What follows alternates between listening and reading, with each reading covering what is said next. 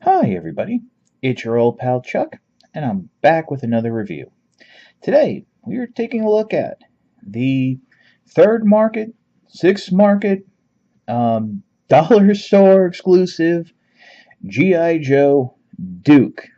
Um, Basically, I think I've said like a different thing in each review trying to explain this, but basically, as we all know, this was a line released in late 2012, early 2013 that of GI Joe figures that were distributed exclusively in dollar stores like Dollar General, where they were predominantly found. And most people refer to these as the Dollar General's Joes. Ha ha ha. But this is Duke, and this is not a traditional looking Duke because this is a Duke in a basic green uniform, like he was a member of the original 13. In fact, this mold from from the neck down, I do believe is predominantly a 25th anniversary green shirt body.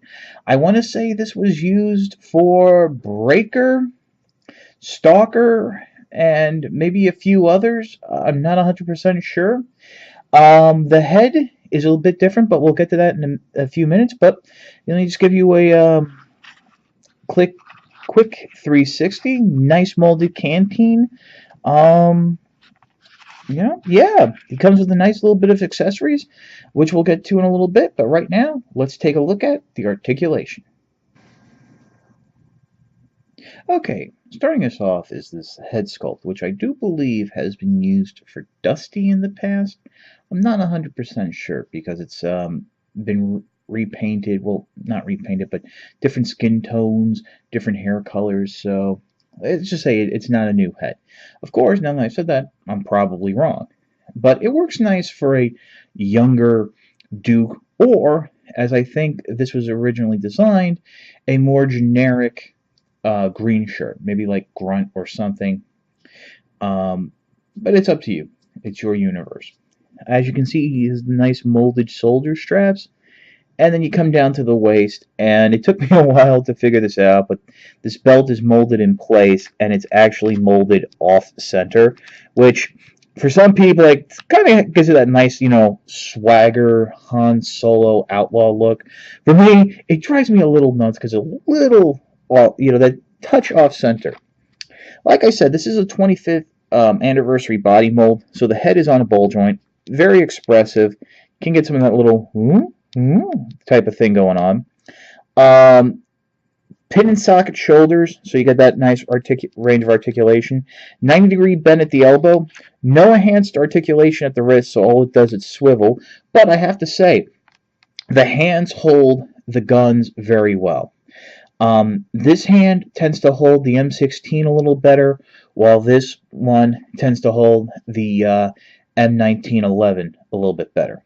Moving down, he does have a torso ab crunch, gives him a nice little range of movement. I have to admit that on mine I had to pop the joint because it was stuck. You have your traditional ball jointed hips. On this side, it's a little limited due to the shoulder, but on this side, it tends to go out a little further. Forward and back on both is not limited, and I almost kicked the camera with the stand there. And then moving down to the legs, you have your, of course, double jointed knees. Great, fairly good range of motion. Well, I would say great range of motion. I mean, it gets far enough for me. And then, of course, you have your forward and back, ankle pivot, and rotation. No rocker ankles, none of that.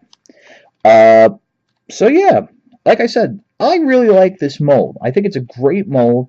It does what it has to without that extra articulation. So now, let's take a look at the accessories. Okay, and here's his accessories. Um, and I gotta be honest, for one of these dollar store figures, he's fairly loaded. I mean, I put him right up there with Cobra Commander in terms of number of accessories.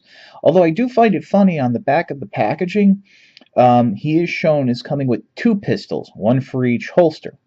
But obviously he only comes with one. That's interesting because Storm Shadow was shown coming with another sword, but I digress. Anyway, there's this great M16, which, now, you're going to have to forgive me, my memory might be a little shot going back a few years. I only remember seeing this come with Grunt, but it's nice to see it here. You do have a nice M1911, but I do have to mention, and I'll bring Duke in real quick, it is molded a bit smaller than what I remember from the 25th anniversary, so while it does fit in each holster, it doesn't stay in well. Finally, you have this great helmet, which, as you can see, has some nice texturing on the top. You know, if you want to use this as Duke, I really see this as like Duke the early days.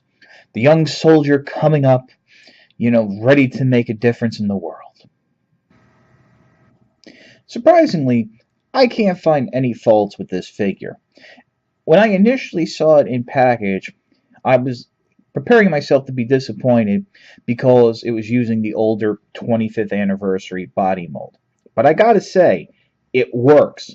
It can hold the weapons, and it can pose quite nicely. And it even comes with a battle stand. But then again, it's the battle stand with the G.I. Joe logo, so none of the figures really stand right on it. But hey, unfortunately, I know a lot of people are going to be put off because, oh, it's another Duke. And let's be honest, in this entire wave of dollar store figures, you did have the core four: Duke, Snake Eyes, Storm Shadow, Cobra Commander. But they were presented to us in unique and different ways, much like this figure. And I think that's what's important. Thankfully, this figure can be found on the cheap online. So if you want, definitely pick it up. This is your old pal Chuck, and I'll see you next time.